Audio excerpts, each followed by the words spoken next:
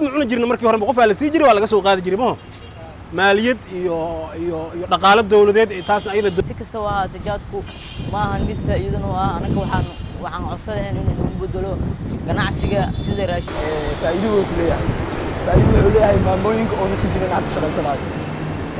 midada kalena waxay u runtaabo dhalinyarada aan cuni jaadka inay iibsanaysaa anagan ilaam godana afar wala xato akilina afar wala xato oo ah xiriir ganacsi Soomaaliya oo kala dhaxeeyay qaadka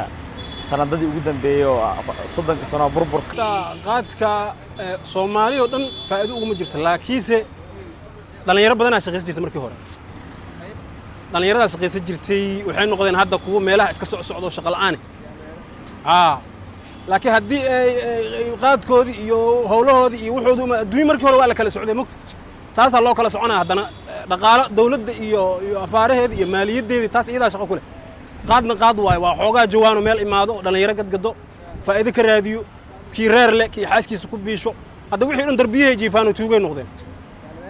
ciyaal weerar isku bedeleen laakiin qaadka doo imaado ani nabadan buu arkaaba nin walba shaqadu hay jiro helaa kabarkiisa fariisanaa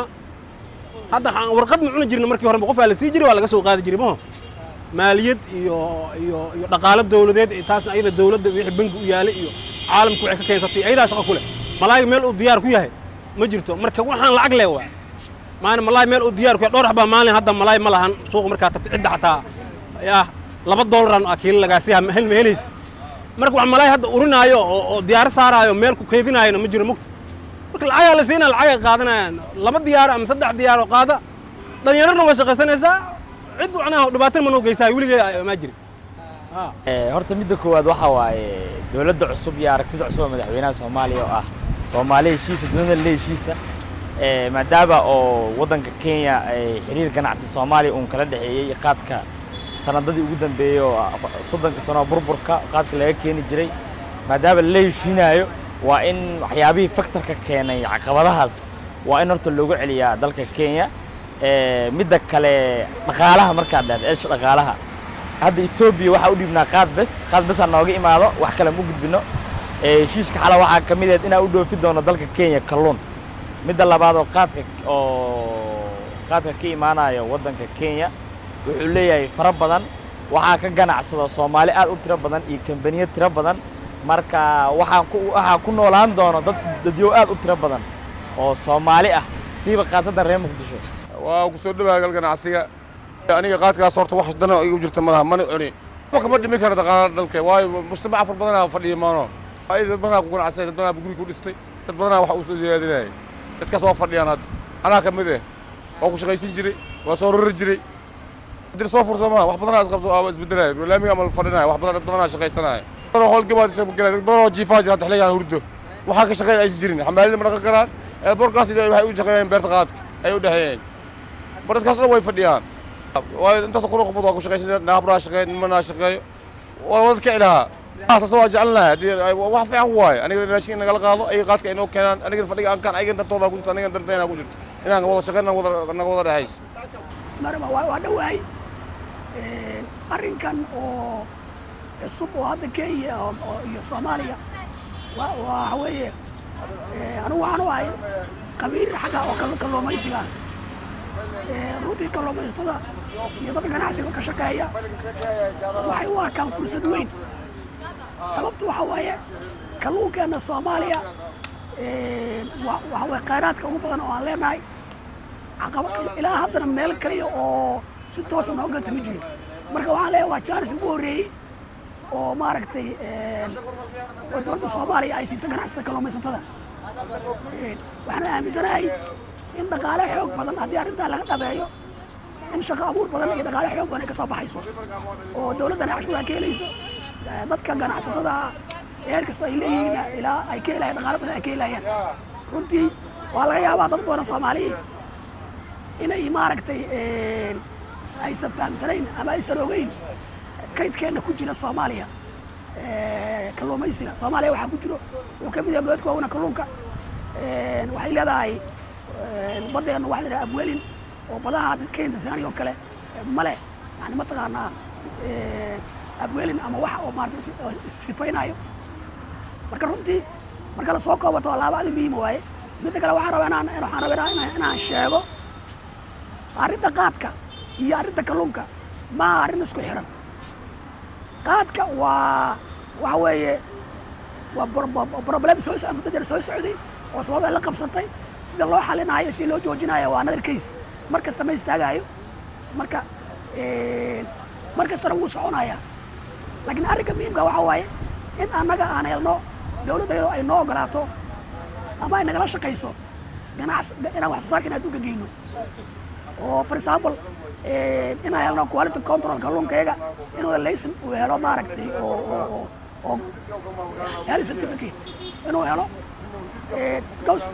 kiilada kalluunka ah oo annaga aan leenahay kalluunkayaga adduunka $15 ka jooga, waa barinta qaali ah.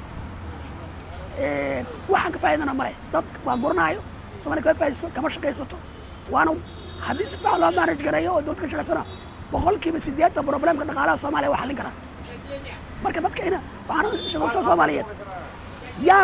yaan yani mataqaana wax meel kale laga fiirin. arrinta fursadda ganacsiga oo dowladda Soomaaliya ka shaqaysa hadda iyo jaadka maaha wax oo la mashquulinayo. kalluunkeenna ama xoolaheenna oo suuq loo helo oo laga shaqeeyo waa Soomaaliya horumarkeeda oo laga shaqeeyo. qof kasta oo madaxa oo ka shaqeeyaana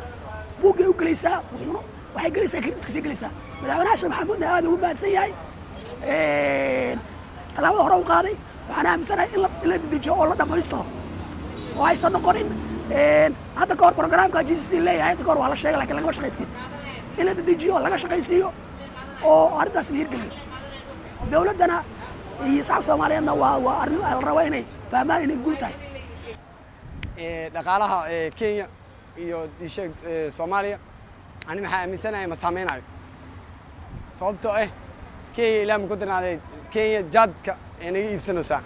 annagana ilaa ma ku danaa 4 walxaato ka helina. 4 walxaato oo ah kow fiisaha dalku galka Kenya aan helina, sida ilaa ma ku danaa caafimaadda u rabno, waxbarashada u rabno waa helina. lambarka labaad oo ilaa ma ku danaaday anaga ka faa'iideyna Kenya waxaa waaye oo aan ka faa'iideyno malay naga gadanayn, anagana dhaqaaliyaa ka helina. lambarka saddexaad oo ilaa ma ku danaaday Kenya ugu faa'iideyno waxaa waaye Muqdisho to Kenya toos ayagana jaanis kale waay. lambarka afraad intood madaxweynaha intoona saxiixin jaadka kor waxaa ka rabay inuu oo dhaho Kenya baddeena murna gelin ii saxiix, kadib marka uu saxiixo kabacdi jaadka uu fasaxo. caqa uu fikirkaas maasha Allah madaxweynahan waxaa ka codsanayaa maadaama madaxdeedu yahay oo aan taageersanahay oo aaminsanahay 9 sano hadda 4 sano hore iyo 5 sano oo maqnay aan taageersanahay. waxaan ka rabaa dhaqaalaha Soomaaliya sidoo uu ka bixi lahay, waxaan ka rabaa inuu la heshiiyo dawladda Qatar iyo Turki. madaxweynaha Soomaaliya horta 90% oo aan balweynaa maadaama uu jaadka Kenya uu soo fasaxay. Soomaaliya jaadka Kenya inuu soo fasaxo aad ayaan u dhaliilayaa aniga. midda kuwaad aan ku dhaliilayo waxaa waaye jaadku waa muqaadaraad oo dalka saameyn weyn ku yeelanayo. si kastaba ha ahaatee jaadku maaha mid faa'iido ah. anaga waxaan codsanayn inuu nagu bedelo ganacsiga sida raashinka, sida alaabahaas oo kale inuu nooga dhigo. si aad weyn u saameyn kara oo jaadku waa muqaadaraad oo dalka mugdi geli karo. qaasatan dawladda Soomaaliya wallahi faa'iido uma jirto. anaga macnaheedu muqaadaraadka marnaba waxaan jeclahay in nagala joojiyo jaadka dhan. ganacsatadu waa jaadka muqaadaraadka macnaheedu inay ganacsi kala sameystaan ayaan ku dhiirigelinayaa aniga. ganacsigu waa ku dhabahay yani Soomaaliya qaadka wuxuu ku saameyn karaa mar ahaan laba si. يعني هداف يلسو جات كمان ركتي حلها مر في سوماليا وتردد فايدو كلها فايدو كلها ما موينك أو نسيجنا نحط الشغل سناد مدة ذا كلنا أوران تابو ملا يرى أنا عني جاتك أوران تاي صوبته دتك قيلو وحواي ميل جلا موقته وين السنة يعني يا مركا عنيجا محلها دتك قيلين أوران تاي تطبينه شغل سجرة هذا الشغل هذا هيلينا عقلينا باش كشغل سجرة عقلينا فهمت اكتشافات بدنا او جديد كنت تاغنا جري جادكم مشغوله وانا سنه فائده قدنا جادك markuu soo digo tiro madaxweynaha waa qadaray si loo soo dhaweynay waa la kala xarra aniga tiro ugu horaan aniga meesha jaadka oo soo digo meesha jooga waxa way waa ka shaqeysta faa'iido weyn oo qaba ebel waa shaqeysan jiray jaadka waa qaadi jiray maxallaha meesha jaadka tiga halka koorsi $10 waaye taas faa'iido ku qabnaa